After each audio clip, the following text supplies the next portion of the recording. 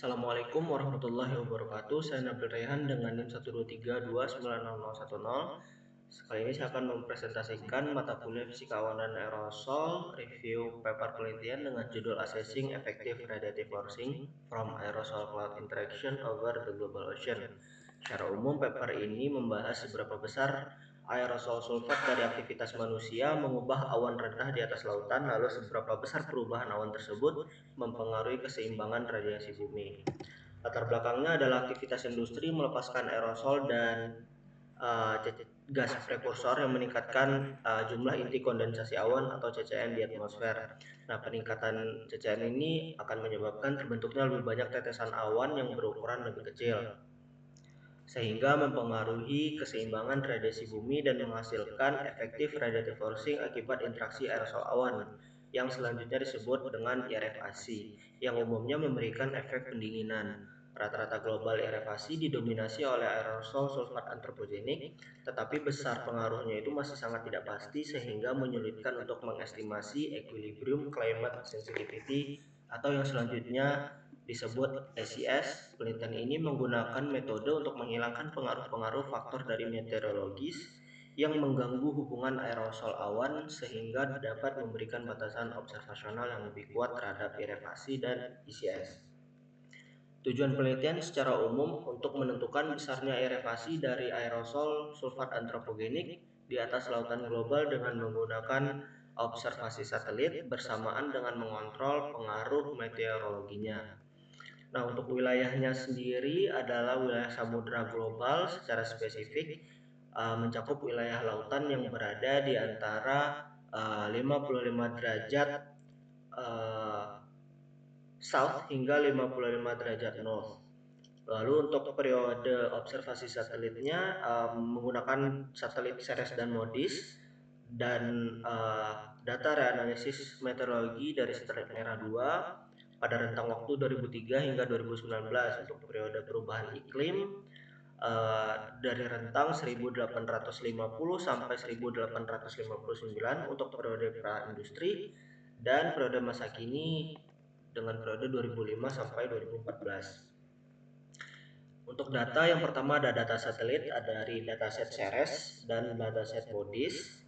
Lalu ada data reanalisis dari Merah 2 untuk memperoleh data meteorologi dan konsentrasi aerosol sulfatnya. Lalu ada data model iklim global. Nah, penelitian ini tuh memakai keluaran dari 20 model iklim global CMIP6 untuk memperkirakan perubahan konsentrasi aerosol sulfat dari masa praindustri ke masa sekarang. Nah, penelitian ini menggunakan perbandingan periode, yakni dari 1850 sampai 1859 untuk praindustri, tahun 2005 sampai 2014 untuk masa kini, dan 2003 sampai 2019 itu akan dijadikan periode observasi utama penelitian. Nah, selanjutnya juga konsentrasi sulfat itu akan diubah menjadi bentuk logaritma basis 10 agar lebih sesuai dengan hubungan fisik antara aerosol jumlah droplet awan dan albedo awan. Nah, untuk metodenya sendiri yang pertama ada data preprocessing, menyeleksi wilayah dan penyamaan grid, lalu menyeleksi awan tingkat rendahnya, mengkoreksi pengaruh awan atas, mentransformasi logaritmik untuk variabel-variabel terutama variabel sulfat, lalu menghapus siklus musiman dan tren linear untuk agar hubungan yang dihitung itu adalah antar anomali bulanan, lalu menghitung anomali bulanan. Lalu ada variabelnya itu ada variabel target, yakni adalah properti awan rendah yang ingin dijelaskan oleh model, dan variabel prediktor. Lalu metode selanjutnya adalah regresi multilinear. Lalu selanjutnya adalah metode perhitungan untuk menghitung efek dari radiasi awan. Nah, setelah hubungan aerosol awan itu dihitung, penelitian ini mengestimasi shortwave low cloud radiative effect atau RSW. Nah, untuk respon RSW terhadap sulfat itu tidak hanya dihitung sebagai angka total. Paper ini juga memecahnya menjadi dua komponen, yaitu cloud amount yang dapat dilihat pada panel sebelah kanan di tengah, C cloud amount, dan optical depth dan CTP komponen. Nah, hasilnya itu sendiri dilihat pada total sensitivitas paling kuat itu muncul pada awan stratocumulus, sedangkan paling kecil itu pada awan cumulus. Hal ini mungkin terjadi karena stratocumulus adalah awan rendah yang luas, relatif dangkal, dan sangat berpengaruh terhadap pantulan radiasi matahari. Metode selanjutnya adalah validasi metode menggunakan opportunistic eksperimen. Nah, opportunistic eksperimen ini itu adalah bertujuan untuk membuktikan bahwa model statistik yang dirancang oleh peneliti itu tidak hanya akurat dalam statistik, tetapi juga terbukti bekerja di dunia nyata. Yang ini adalah yang dihadapkan pada perubahan ekstrem kadar polusi udara. Nah, eksperimen menggunakan dua eksperimen. Yang pertama itu ada penurunan emisi sulfur di Amerika Utara pada panel A dan panel B. Untuk panel A untuk panel A itu hanya menampilkan grafik fluktuasi polusi di Amerika Utara itu garis merah itu menurun, trennya menurun karena adanya kebijakan untuk pembersihan udara. Lalu pada panel B, peneliti itu menguji apakah model bisa memprediksi perubahan RSW itu akibat udara yang semakin bersih tersebut. Nah, hasilnya juga cukup akurat. Titik predicted di total RSW ini sudah mendekati garis dari observe-nya. Lalu juga model ini membaginya menjadi seimbang. Ada faktor penurunan sulfat yang ditandai dengan S dan faktor meteorologi yang ditandai oleh M. Lalu yang kasus yang kedua itu erupsi Gunung Kilauea di Hawaii pada panel C dan panel D. Nah, untuk panel C ini menyoroti fenomena kebalikannya dari si panel A tadi, yaitu adalah lonjakan ekstrim emisi sulfur vulkanik akibat erupsi Gunung Kilauea di Hawaii pada tahun 2008 dan 2018. Nah, di sini ditandai dengan lonjakan tajam pada fase erupsinya. Nah, untuk panel B, model statistik itu juga kembali sukses untuk memprediksi anomali radiasi awan secara akurat. Bisa dilihat bahwa totalnya di sini mendekati dari observe, dan bahkan pembagian dari sulfur dan meteorologinya ini sendiri kontribusi dari meteorologinya mendekati nol, sedangkan kontribusi dari aerosol sulfatnya itu mendekati nilai dari observasinya. Nah, itu menandakan bahwa memang benar bahwa erupsi Gunung Kilauea ini menyebabkan meningkatnya aerosol sulfat secara tiba-tiba. Lalu metode selanjutnya yaitu untuk estimasi elevasi. Nah, setelah hubungan aerosol dan awan tadi divalidasi, paper menghitung efektif radiative forcing from aerosol cloud interaction dengan rumus berikut. Lalu selanjutnya ada analisis ketidakpastian. Ketidakpastiannya ini dihitung dari beberapa sumber utama. Pertama itu dari koefisien regresi, yaitu seberapa pasti model statistik dalam menaksir hubungan aerosol radiasi awan. Lalu kedua adalah ketidakpastian dari variasi antar model CMIP6, dan ketiga untuk estimasi global ada tambahan ketidakpastian dari faktor gamma. Lalu estimasi ICS, metode terakhirnya. Untuk menghitung implikasi terhadap equilibrium climate sensitivity ICS, paper menggunakan kerangka Bayesian dari WCRP atau World Climate Research Program. Caranya adalah distribusi elevasi lama dari WCRP itu sendiri diganti dengan estimasi elevasi yang paper ini lakukan. Nah, masuk ke hasil dan pembahasan. Di sini ada gambar 4 pada papernya.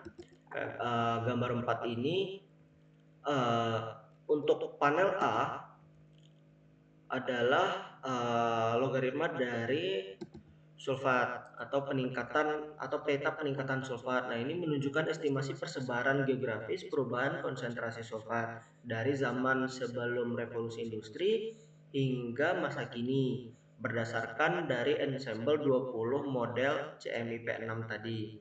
Nah, rona yang warna merah pekat di wilayah uh, pusat-pusat industri seperti daratan Asia Timur, Amerika Utara, dan Eropa. Nah, untuk panel B adalah total dari IRF ASI itu sendiri. Ini adalah inti dari paper ini.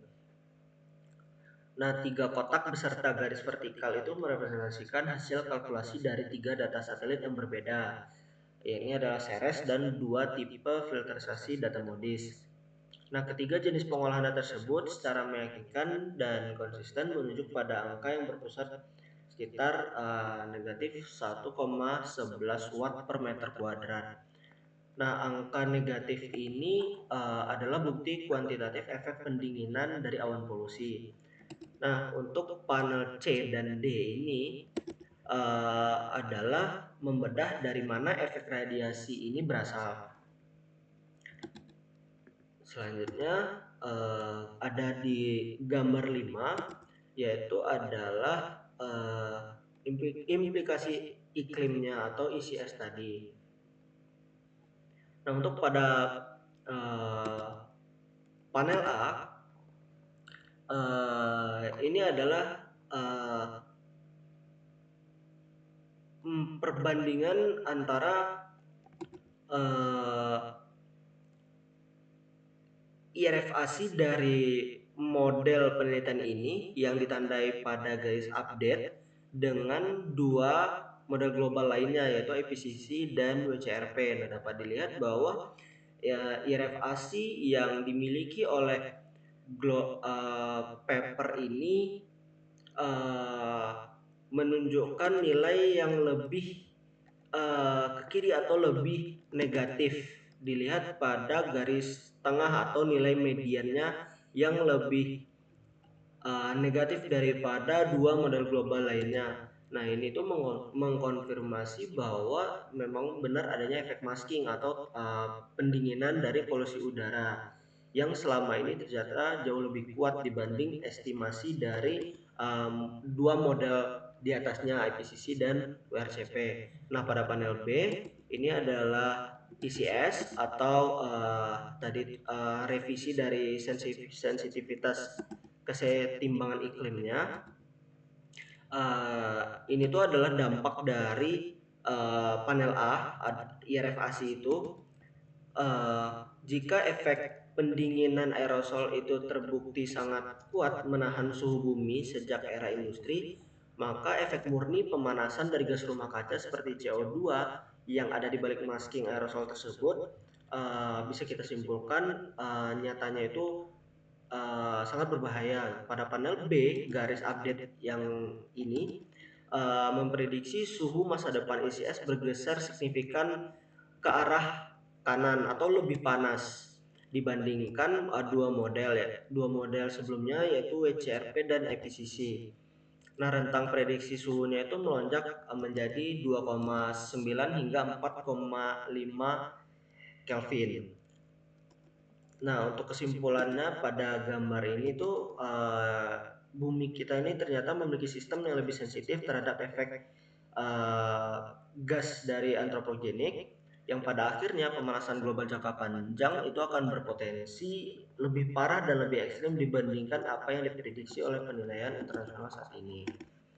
Nah, untuk conclusion atau kesimpulan akhir, yang pertama secara keseluruhan paper ini menyimpulkan bahwa aerosol sulfat memiliki efek pendinginan yang besar melalui interaksi dengan awan rendah. Peningkatan sulfat membuat droplet awan lebih kecil, mengubah liquid water path, memperbesar fraksi awan rendah di banyak wilayah, dan meningkatkan pantulan radiasi matahari. Dari hasil ini, RFASI diperkirakan bernilai negatif dan cukup kuat. Yang kedua, bahwa aerosol sulfat selama era industri kemungkinan telah menyembunyikan sebagian pemanasan akibat gas rumah kaca.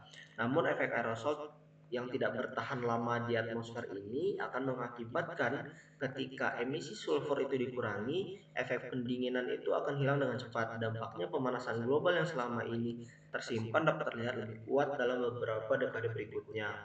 Jadi hasil akhirnya aerosol sulfat memang memberi efek pendinginan tetapi juga berkaitan dengan polusi udara dan tidak menyelesaikan masalah gas rumah kaca.